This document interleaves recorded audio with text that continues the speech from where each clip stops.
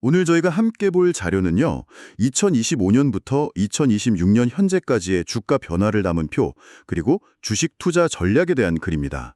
지금 이 표를 보고 계시면 아마 많은 분들이 비슷한 생각 하실 거예요. 작년에 삼성전자 샀어야 했는데, 현대차 저때 들어갔으면, 뭐 이런 거요. 하하, 네. 소위 껄무새라고 하죠. 살 걸, 팔 걸, 기다릴 걸, 이렇게 후회만 반복하는 새. 그래서 오늘 저희의 임무는 바로 이 껄무새가 되지 않는 법.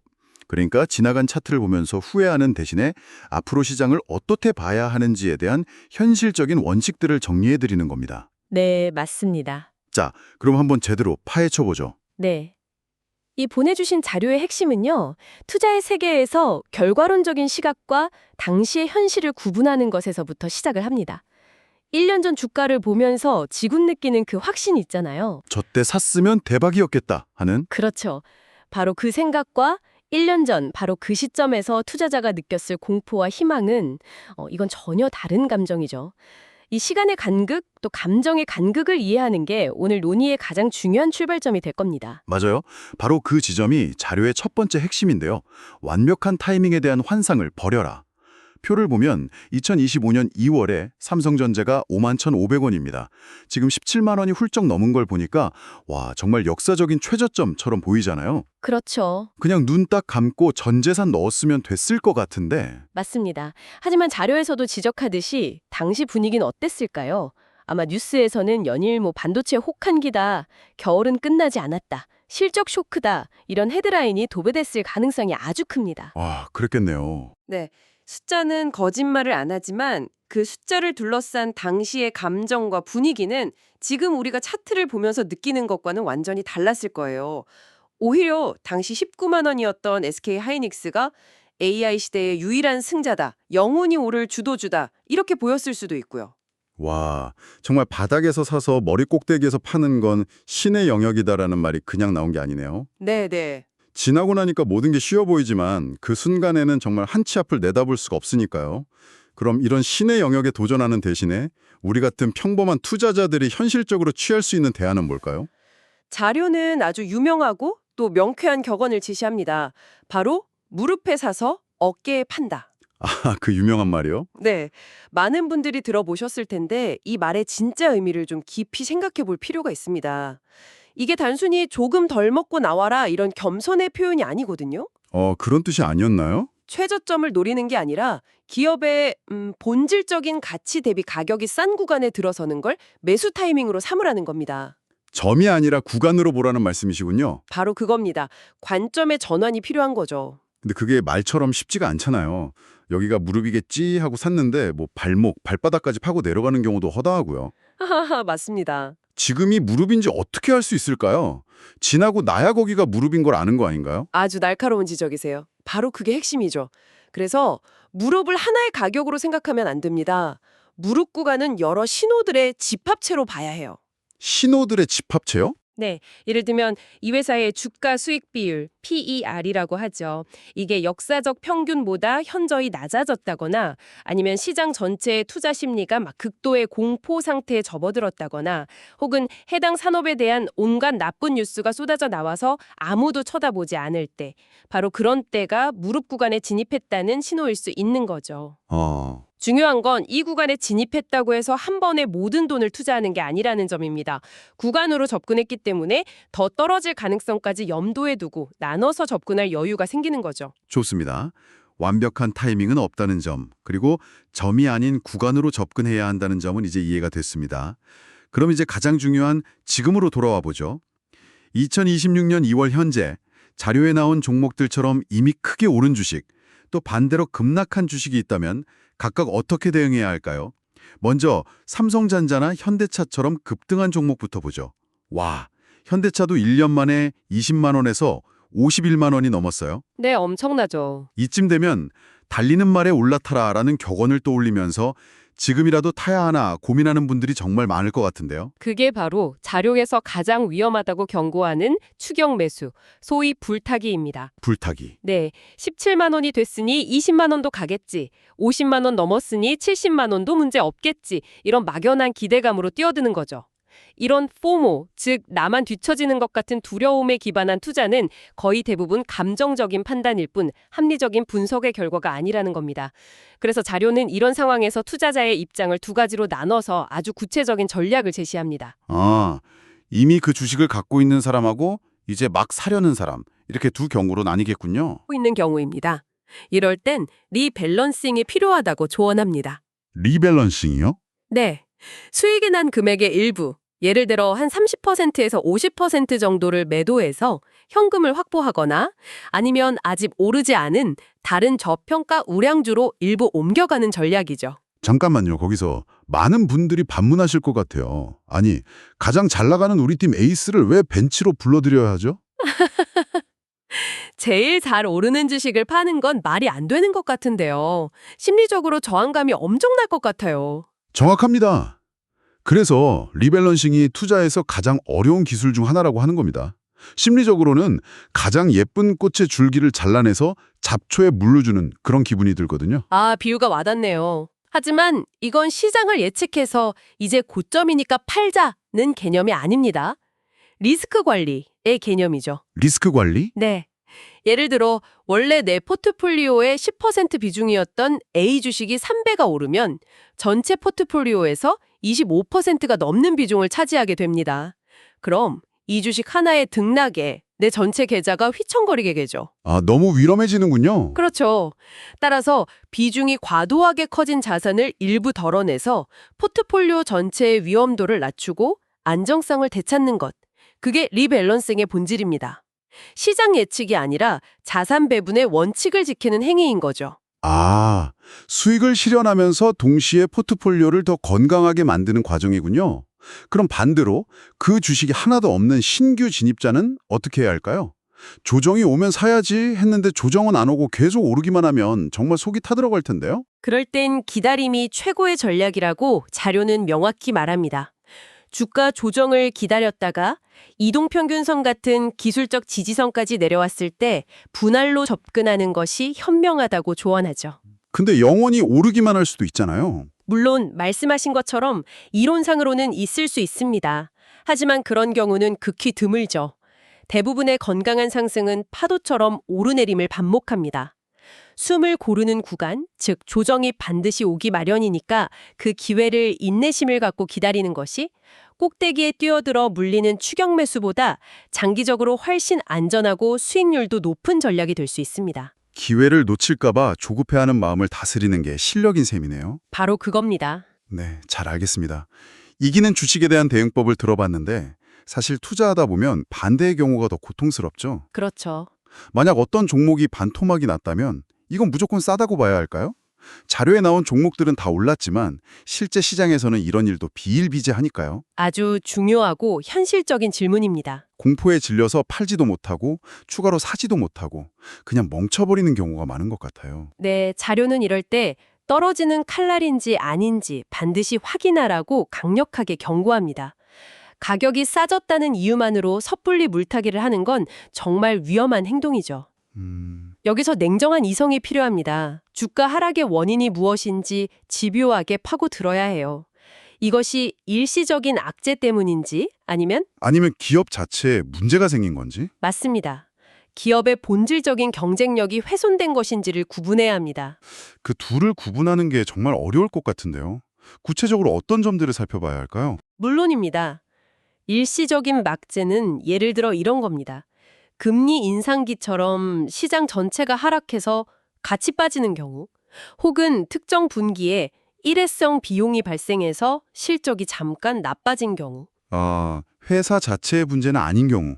네, 이런 경우엔 기업의 핵심 사업 모델이나 기술력, 시장 지배력 같은 경제적 해자는 그대로입니다. 시장의 오해나 과도한 공포 때문에 가치 있는 자산이 일시적으로 싸진 거죠.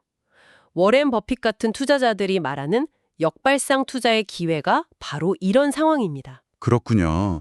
그럼 반대로 본질적인 경쟁력 훼손, 즉 떨어지는 칼날의 신호는 어떤 것들이 있을까요? 그건 훨씬 치명적입니다.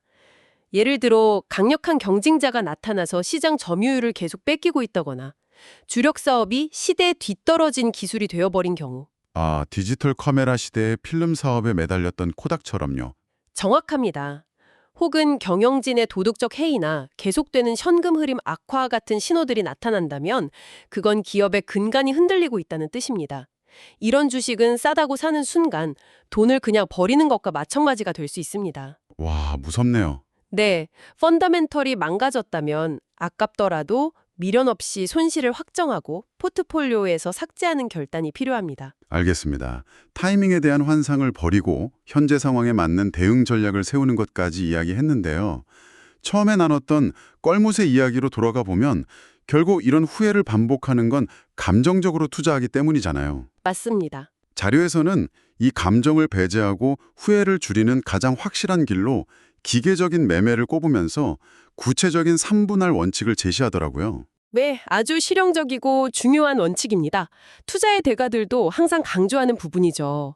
감정을 이길 수 없다면 감정이 끼어들 틈이 없는 시스템을 만들라는 겁니다. 그 시스템이 바로 3분할 원칙이군요. 네, 첫째는 매수 시점의 분산, 즉 시간 분산입니다. 아, 흔히 말하는 적립식 투자, 달러 코스트 에버리징, DCA 같은 개념이군요. 맞습니다.